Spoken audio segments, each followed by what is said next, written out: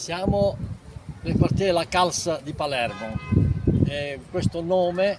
arabo ci hanno lasciato i musulmani circa 1000 anni fa, ma non solo il nome, ci hanno lasciato anche tante altre cose, tra cui una leggenda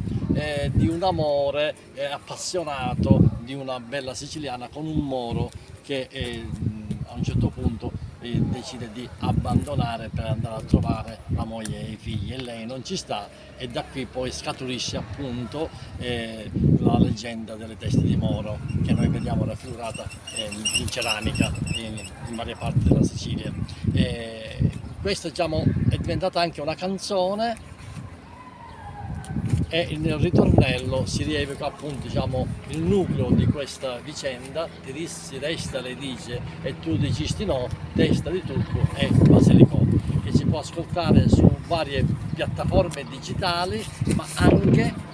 fotografando questo codice QR che immagino possa essere riprodotto e associato alle varie teste di moro ovunque esse siano appunto, diciamo, dislocate.